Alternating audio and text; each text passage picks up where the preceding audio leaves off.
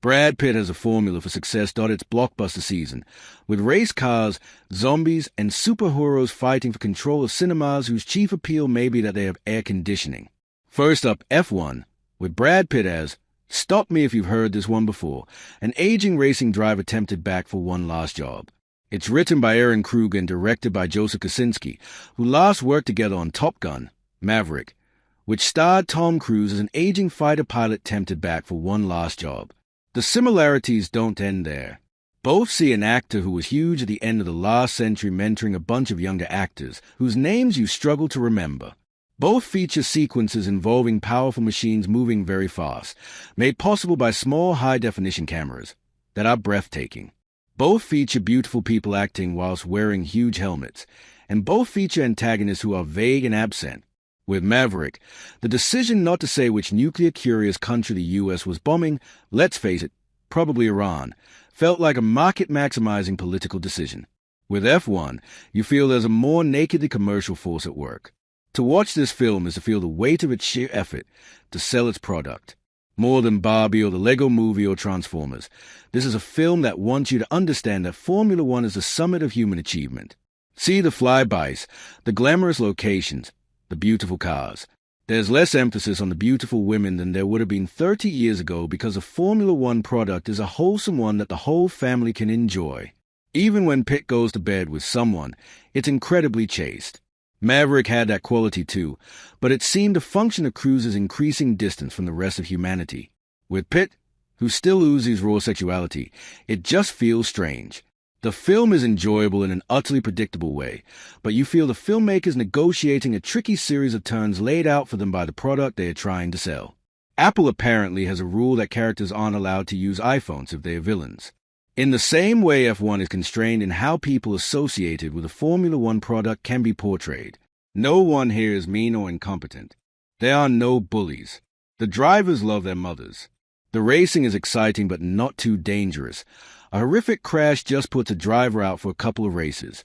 When an antagonist eventually has to appear, it's made clear to us that there was someone who never really understood the Formula One product.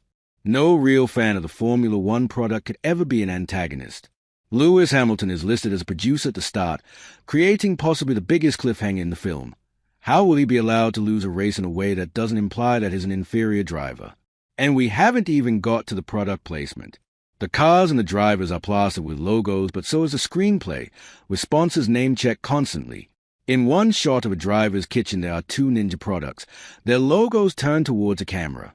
I began to feel as though I had overdosed on capitalism.asaq. I turned to 28 years later, where the two societies on offer are commune and zombie. Back in 2002, 28 days later helped kick off a run of high-end zombie tales. My appetite for horror is small, but this was a clever British film with something fresh to say. Writer Alex Garland and director Danny Boyle have reunited for a film set in the same world. A generation after the previous film, Britain has been quarantined from the rest of Europe. Sadly, it is unable to make full use of the Brexit freedoms because more or less the entire population is infected by a virus that fills them with rage and makes them want to eat human flesh. Only the island of Lindisfarne remains safe, protected by the sea and a watchful population. Jamie, played by Aaron Taylor-Johnson, is a scavenger licensed to visit the mainland in search of supplies, who's decided it's time to take his 12-year-old son Spike, played very well by Alfie Williams, with him. This is superior horror that thinks about the world it is creating. It was, by the end, quite moving. A sequel will be out next year. It's a kind of film that, 40 years ago, would have appeared late on a Sunday evening after a quirky introduction from a gaunt man with his t-shirt tucked into his jeans. The British Film Institute is in the midst of a season celebrating BBC Two's Moviedrome strand. It's hard to remember now what life was like when the films you could see were essentially chosen for you by channel controllers and the proprietor of your local video rental shop. Moviedrome, launched in 1988 and initially fronted by director Alex Cox, gave us films that were different or interesting. They weren't all obscure. I saw An American Werewolf in London and The Terminator here. But for many of us, it revealed a world beyond blockbuster.